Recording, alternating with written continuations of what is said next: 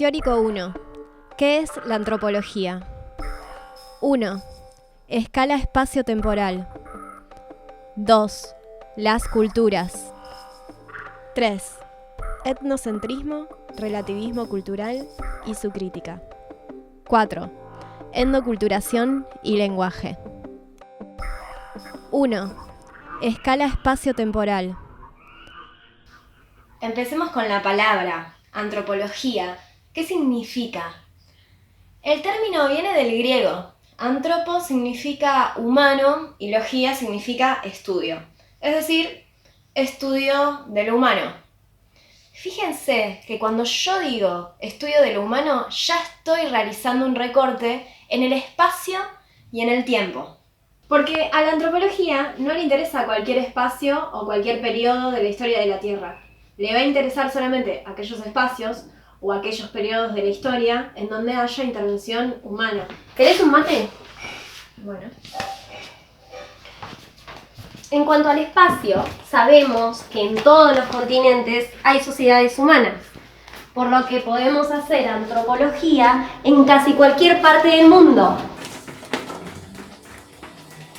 Podemos hacer antropología en cualquier espacio en donde haya o haya habido intervención humana. Puedes hacer antropología en las selvas, en las montañas, en el supermercado, en una escuela, adentro del Congreso Nacional, en un recital, en cualquier lugar en donde haya o haya habido humanos. En cuanto al tiempo, a la antropología no le va a interesar cualquier parte de la historia de la Tierra, sino que le va a interesar solamente aquel momento de la historia de la Tierra en donde haya intervención humana. Y esto capaz es más difícil de pensar, porque ¿cuándo empieza lo humano?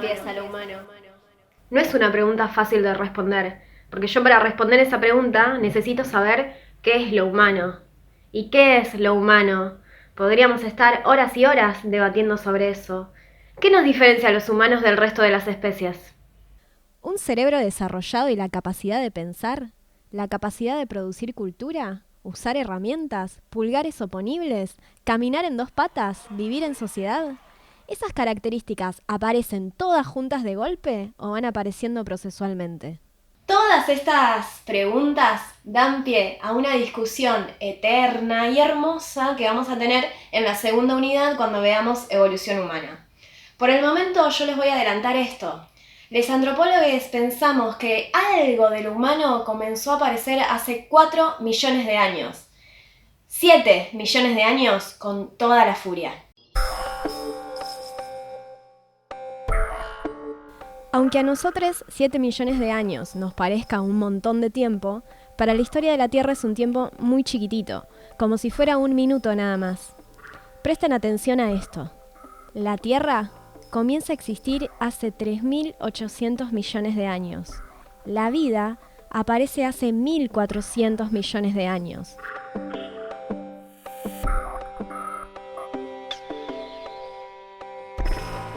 Los animales hace 570 millones de años.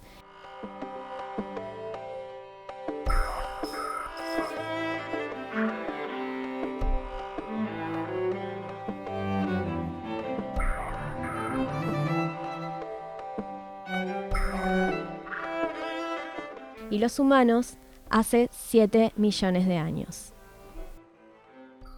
Algunos relacionan la antropología con los dinosaurios. Pero escuchen esto, los dinosaurios se extinguieron hace 65 millones de años, es decir, mucho antes de que cualquier cosa parecida a lo humano apareciera en la Tierra. En realidad, dinosaurios y humanos no convivieron nunca jamás en el mismo espacio. Lo que pasa es que por ahí nos quedan esas ideas en las cabezas por las pelis o por los dibujitos tipo los Picapiedras o cosas así. 2. Las culturas.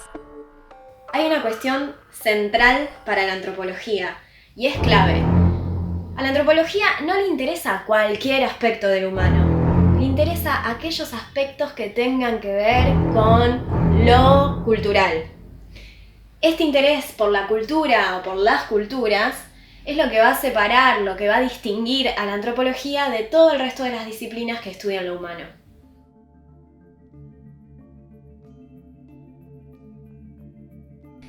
¿Y qué podemos decir sobre lo cultural en el humano?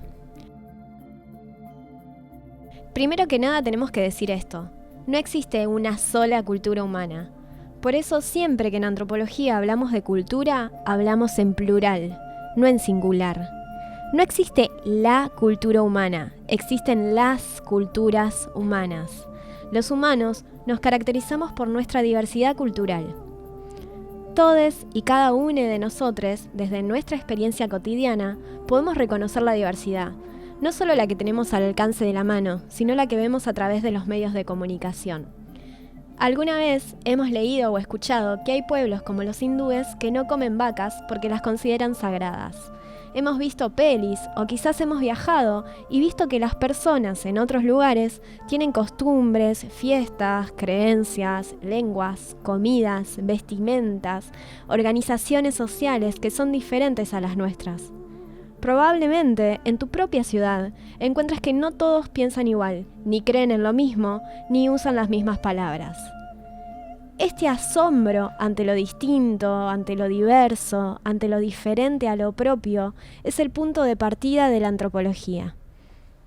Los antropólogos estamos fascinados con esa diversidad cultural y nos encargamos de estudiar, de comprender y de testimoniar las diferentes culturas que existen en diferentes espacios y en diferentes momentos de la historia. 3. Etnocentrismo, relativismo cultural y su crítica. Hay algo que los antropólogos nos fuimos dando cuenta con el tiempo, y es esto: que muchas culturas creen que sus propias costumbres son las normales, las lindas, las naturales, y que las culturas ajenas son raras, malas, anormales.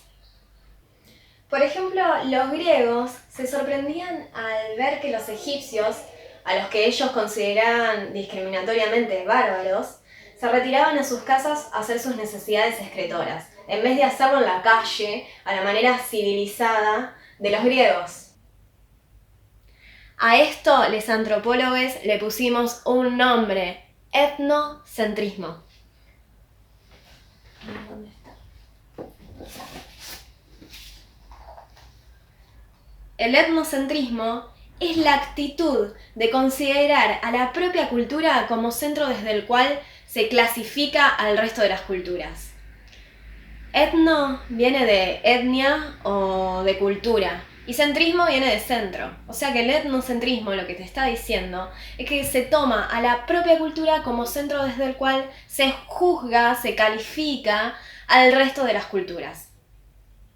El etnocentrismo es tomar como patrón de medida normal aquello que nuestra cultura califica como normal y estigmatizar como anormal, patológico o por lo menos raro cualquier costumbre que se aparte de esos patrones.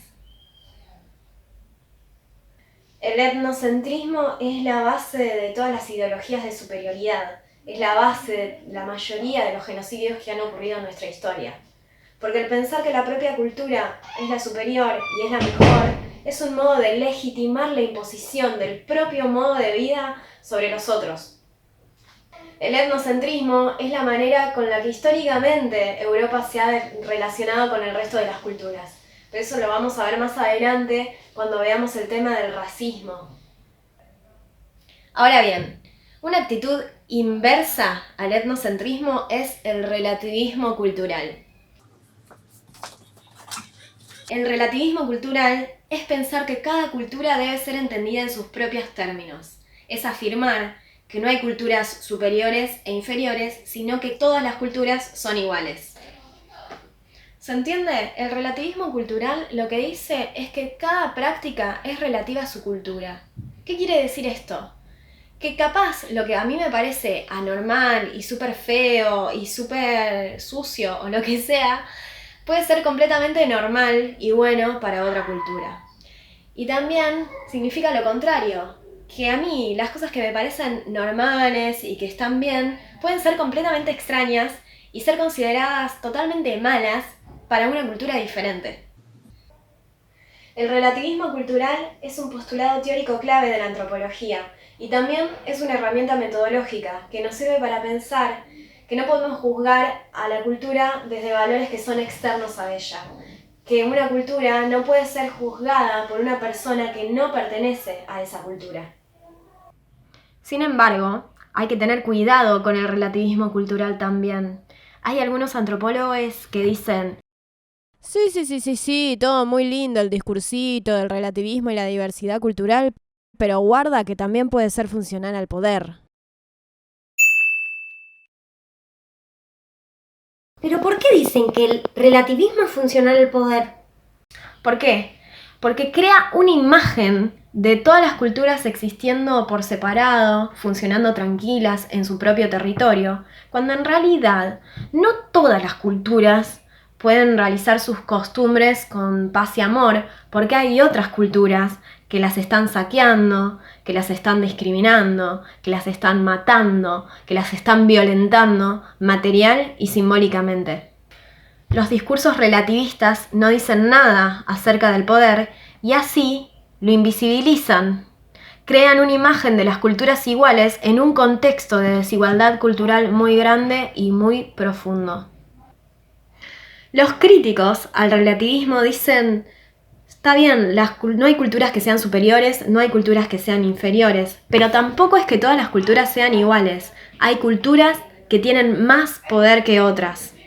Entonces las culturas son diversas, pero también, y más que nada, son desiguales. Entonces, fíjense que vimos 3 modos de pensar las relaciones con las culturas diferentes. Primero, el etnocentrismo, que piensa que hay culturas superiores y que hay culturas inferiores. Después, el relativismo cultural, que piensa que todas las culturas son iguales, son diversas. Tercero, los críticos al relativismo cultural, que piensan que las culturas son desiguales entre sí. Igual todas estas discusiones las vamos a entender mejor cuando veamos la historia de la antropología y ahí vamos a ver bien los contextos históricos en los cuales surgen cada una de estas reflexiones. Pero ahora a no desesperar y ya vamos con el último punto y me dejo de hinchar. ¿Querés un mate? 4. Endoculturación y lenguaje. Les antropólogos inventamos palabras para ponerle nombre a las cosas que vamos aprendiendo. Hoy les enseñé un montón de palabras, pero me queda enseñarles una última y ya termino. Esa palabra es endoculturación. La endoculturación hace referencia al proceso a través del cual una persona aprende el mundo de su cultura. Es la introducción de un individuo al mundo de su cultura. Cuando somos niñas, nuestro entorno cercano nos enseña muchas cosas. Nos enseña, por ejemplo, a caminar, a vestirnos, a comer. Nos enseña palabras, canciones, que nos transmiten un mundo cultural específico. Se nos transmite con gestos, acciones y palabras una cultura particular. Para las niñas, no es obvio la ropa que hay que usar en determinadas ocasiones, las palabras que hay que decir, los buenos modos y posturas. Todo esto se nos transmite. Las niñas están abiertas al mundo, abiertas a desarrollar cualquier manera de comer, vestir, hablar, actuar, pero según la cultura en la que nazcan, van a desarrollar solamente una de todas esas opciones. Van a aprender una manera particular de hacer las cosas. Por eso es que nosotros decimos que la cultura es algo que se aprende en sociedad, es algo que nos enseñan, no es algo que tengamos biológicamente determinado. Los genes explican muy poco de nuestras acciones. Por eso, los antropólogos decimos que los humanos no tenemos instintos. ¿Por qué? Porque los genes no nos dicen qué tenemos que comer, a qué hora tenemos que comer, con qué elementos o cómo cocinarlos. Los genes no nos dicen nada acerca del sexo o las características de las personas que nos tienen que atraer sexoafectivamente. Nuestros genes no nos dicen nada acerca de lo que tenemos que hacer como varones o como mujeres. Nuestros genes no nos dicen nada sobre cómo ser buenos padres, sobre cómo ser buenas madres, sobre cómo ser buenas esposas. No nos dicen nada acerca de eso. Son todas construcciones culturales, son cosas que los humanos inventamos, aprendemos y enseñamos. Muchos, pero muchos autores como este y este coinciden en esto. El lenguaje es el instrumento más importante de la endoculturación. Estos antropólogos son los famosos antropólogos lingüistas. Ellos decían que las culturas que hablan lenguas diferentes realmente viven en mundos diferentes. Es decir, las culturas que hablan lenguas diferentes piensan el mundo de manera diferente, perciben el mundo de manera diferente y viven en mundos que son inconmensurables. Nosotros pensamos que el lenguaje es tal cual nosotros lo utilizamos. Pensamos que nuestras categorías son categorías universales, válidas para cualquier representante de la especie humana. En realidad, estamos tan atados a nuestras categorías, estamos tan atados a nuestras propias palabras, que nos parecen que son naturales y que son obvias. Les doy un ejemplo para que se entienda mejor. Por ejemplo, yo digo, me voy 3 días a Saladillo. Quizás la frase 3 días me parece súper obvia, me parece que no va a haber un pueblo o una cultura humana que no tenga la noción de 3 días. Sin embargo, por ejemplo, entre los Hopis, el día es un cilindro que gira. Un cilindro que gira. En un momento es de noche, al otro momento es de día, pero el día es siempre el mismo. No existen 3 días por separados, porque el día es siempre el mismo. Es como una persona que viene a mi casa todos los días, pero la persona es siempre la misma. Entonces, la noción 3 días nunca va a ser expresada por los Hopis, porque no existe esa noción. Y así, categorías que nos parecen tan universales como el tiempo y el espacio, en realidad son categorías particulares, son construcciones nuestras, que no pueden ser entendidas por cualquier persona en cualquier momento y en cualquier espacio. A los antropólogos nos pasa eso todo el tiempo. Encontrándonos con otros, aprendemos más sobre nosotros mismos. Aprendemos que aquello que nos parecía obvio que no lo es, que siempre hay otra manera, que siempre hay otro camino para hacer y pensar las cosas. Encontrándonos con lo alterno, con lo diferente a lo propio, descubrimos, como si estuviéramos mirándonos en el espejo, la intimidad de nuestro propio pensamiento. Descubrimos la estructura más profunda de nuestro pensamiento, que es la cultura, porque pensamiento es lenguaje y lenguaje es cultura. Encontrarse con el otro es como mirarse en el espejo. El otro nos permite conocernos más a nosotros mismos.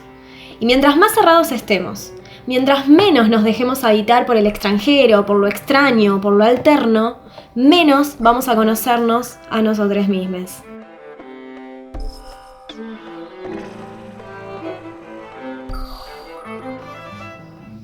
Bueno,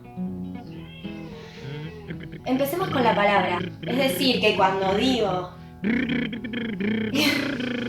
Pero ahora a no desesperar y ya vamos con el último punto y me dejo de hinchar. ¿Querés un mate?